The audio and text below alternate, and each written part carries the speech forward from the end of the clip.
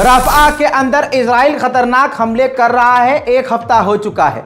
हमला करना उसने पहले ही शुरू कर दिया था, बोला उसने और बताया उसने बाद में। आपको बता दूं कि कई सारे देश पहले से ही इस मुद्दे की वजह से, इस हमलों की वजह से, खासकर रफ़ा पर हमले की वजह से कई सारे उसके ही दोस्त नाराज हो गए हैं। अब चीन ने चेतावनी दी है, सीधी चेतावनी, कि इजराइल जो रफ़ा के इलाके पर हमले कर रहा है उसको इसी वक्त तुरंत प्रभाव से रोक दे, तुरंत रोक दे, वरना हालात बिगड़ जाएंगे और ऐसे बिगड़ेंगे कि चीज़ें कंट्रोल से बाहर हो जाएंगी और इसका रिजल्ट काफ़ी खतरनाक होगा। चीन की सीधी चेतावनी है और रिक्वेस्ट भी कि इसी वक्त रफ़ा पर अटैक करना बंद कर दे इजराइल, लेकिन इजराइल अभी भी हमला कर रहा है। इजिप्ट की राजधानी कायरो में अमेरिका, इजराइल, कतर और इजिप्ट की चारों की बातचीत चल रही है, मीटिंग हो रही है, जिसका रिजल्ट ये हो सकता है कि अगले 6 हफ्तों तक के लिए डील हो सकती है, जंग रुक सकती है और कैदियों की अदला बदली हो सकती है।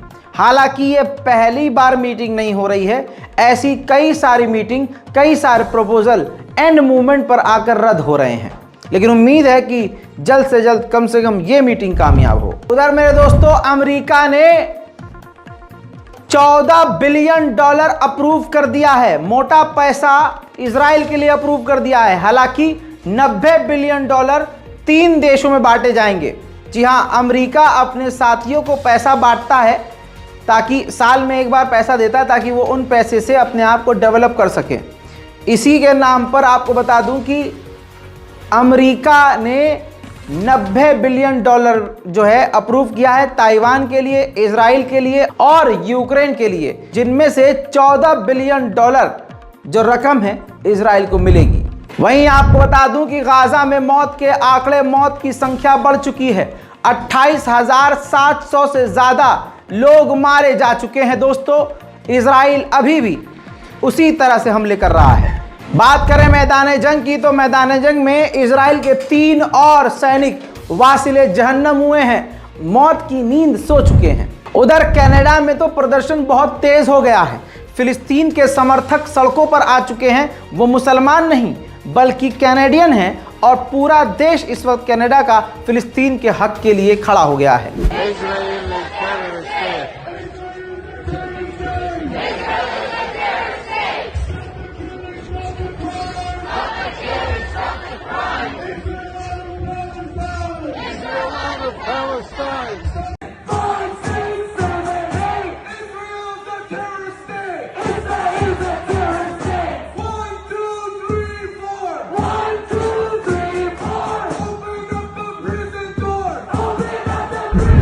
वहीं मेरे दोस्तों, एक्सक्लूसिव तस्वीर में दिखा देता हूं आपको, ईरान के विदेश मंत्री ने कतर के अमीर से मुलाकात की है। तस्वीरें आपके सामने। जी हां, और ऐसे दौर में मुलाकात की है जब कतर इजराइल की मीटिंग करवा रहा है, अमेरिका से मीटिंग कर रहा है, हमास से मीटिंग कर रहा है और गाजा के मुद्दे पर कतर अहम देश है। ऐसे में ईरान के विदेश मंत्री का कतर के अमीर से मिलना कई बातों की तरफ इशारा कर रहा है। वहीं मेरे दोस्तों, दिमाग खराब कर देने वाली इजराइल और अमेरिका की एक खबर आई है। आपकी स्क्रीन पर यह रिपोर्ट देखिए। उसी कतर में अमीर से मिलने के बाद ईरान के विदेश मंत्री ने कतर में ही हमास के लीडरों से भी मुलाकात की है, जिसकी वजह से अमेरिका, इजराइल परेशान है। मेरे दोस्तों, आइए एक शर्म की खबर बताता हूं। एज अ इंडियन, सिर्फ खून के प्यासे लोगों को ही, जो आप देख रहे हैं कि भारत में हल्द्वानी में अलग अलग जगह मुसलमानों का खून बहाकर जश्न मनाया जा रहा है, तो वो कौम खुश होगी इस खबर से। अदानी की कंपनी ने जो भारत में इंडियन मेड ड्रोन बनाया और इजराइल को दिया, वो ड्रोन अब गाजा के आसमान के ऊपर उड़ रहे हैं। यानी हमारे देश के अंदर जो ड्रोन बनाए गए, उन ड्रोन का इस्तेमाल करके गाजा के सिविलियंस को मारने का काम शुरू हो गया है। उधर मेरे दोस्तों, रफ़ा का इलाका आपको पता है अब सेफ बिल्कुल नहीं रहा। अब जिनको पता है कि इजराइल हमला कर रहा है और करता रहेगा, वो लोग मजबूर हो गए हैं कि रफ़ा के इलाके से भी निकल जाएं। देखिए آلاف الناس في هذه اللحظات بنزحوا من مدينة رفح للمحافظة الوسطى. يعني زي ما انتم شايفين إننا في الطريق ما يقارب ساعة ونص. مشهد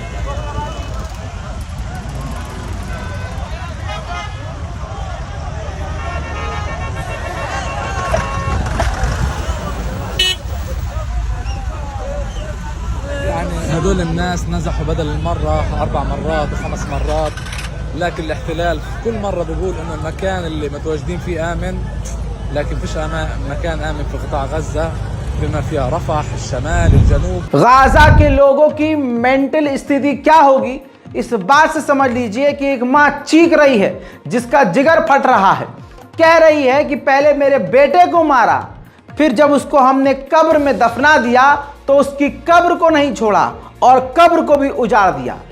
सुनिए। ليش هم مسوفينه؟ انا ام شهيد، دبر ابني ما سلمش، جرفوه حتى الموتى ما رحموهم، رحموا ما رحموا مين في رب العالمين؟ رحموا المقاوم؟ ما رحموش الشهيد الميت، ما رحموش الختيار الميت، ما رحموش الطفل الميت. ليش نرحمهم؟ احنا شعب العزة، احنا اولادك يا غزة، احنا اولاد النصر، احنا اولاد المنتصرين، احنا اولادكم يا فلسطينية، واحنا الراميين وهنعلمهم كل حاجة. انتوا خلص فضيوا الاولاد ضباطهم وفضيوا الامات لاولادها، بطل لا قري عن بعد ولا قري عن كمبيوتر ولا قري عن دفتر ولا قري. انتوا فضتونا هيك عشان نحفظ اولادنا، انتوا هيك حفظتونا ان نخلي الاولاد عزوا غزة اهل العزة، عزوا ترابك يا غزة। मेरे दोस्तों, अबू बिलाल नाम का एक हमास संगठन से जुड़ा हुआ एक लड़ाकू सामने आया है। उसका बयान है कि हमने आईडीएफ के कई जवानों को कत्ल किया है और समुद्र के रास्ते से अननोन जगह किसी अनजान जगह बहा दिया है। इस बयान के बाद इजराइल में और खलबली मच गई है। वहीं यूएन के चीफ एंटोनियो गुटेरेस ने कहा कि पूरी तरह से रफ़ा पर पूरी ताकत से हमला करने का जो इजराइल प्लान कर रहा है, हम उसके पूरी तरह से खिलाफ हैं और इसका विरोध करते हैं, और अगर ऐसा इजराइल ने किया तो तस्वीरें देखने लायक नहीं होंगी। मेरे दोस्तों, अब ब्रिटेन की भी मुसीबत बढ़ने वाली है। अब यमन के लड़ाकू संगठन हुतीस के लीडर अंसारुल्लाह ने वीडियो के जरिए, न्यूज़ चैनल के जरिए सामने आकर धमकी दी है कि अब हम हमले बढ़ाएंगे, अमेरिका और बरतानिया को निशाने पर लेंगे। सुनिए। برای اینکه جبهه یمن جبهه است برای مقابله با دشمن اسرائیلی، برای پشتیبانی با ملت فلسطین در غزه است و دشمن اسرائیل جبهه را گشود با پشتیبانی آمریکا، برای پشتیبانی از جنایت‌های صهیونیستی این کار را کردند.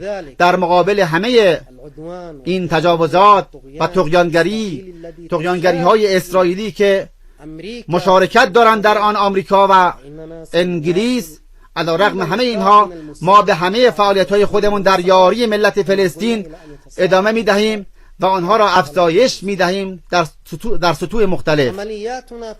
عملیات ما در دریای سرخ و باب المندب و آب‌هایی که کشور ما بر آنها مشرفه عملیات مشروعی است، عملیات پشتیبانی از ملت فلسطین در غزه است که محاصره شدند، جلو غذا و دارو را گرفتن برای آنها. برخی‌ها میمیرند از کودکان و زنان و اهالی غزه از گرسنگی. मेरे दोस्तों, एंटोनियो गुटेरेस ने कहा कि पूरी दुनिया में लगभग 7 लाख भूखे लोग हैं। उन 7 में से गाजा में इतने भूखे हैं कि हर चौथा व्यक्ति गाजा का भूखा है, तीसरा चौथा व्यक्ति गाजा का भूखा है, खाने के लिए कुछ नहीं है, गाजा का हाल बेहाल है। मेरे दोस्तों, दुबई में यूएई के अंदर खड़े होकर तुर्की के राष्ट्रपति रजब तैयब एर्दोगान ने कहा कि हम फिलिस्तीनियों का, अपने भाइयों का कभी साथ नहीं छोड़ेंगे और हम मांग करते हैं कि 2 स्टेट सॉल्यूशन जल्द बनाया जाए। Geçen yılın 7 Ekim'indeki hadiseden bağımsız olarak bugünkü krizin kaynağı Birleşmiş Milletler kararlarına rağmen Filistin topraklarındaki işgalin artarak devam etmesidir. Kendini uluslararası hukukun üstünde gören İsrail, 10 yıllardır işgal, gasp, yıkım ve katliam politikalarından vazgeçmemiştir. Filistin halkının nasıl bir adaletsizlikle karşı karşıya kaldığını anlamak için çok uzağa gitmeye gerek yok. 1948 tarihinden bugüne İsrail, Filistin haritalarına bakmak bile meselenin vahametini göstermeye yeterlidir. Biliyorsunuz, tedavinin yarısı teşhisin doğru konulmasıdır.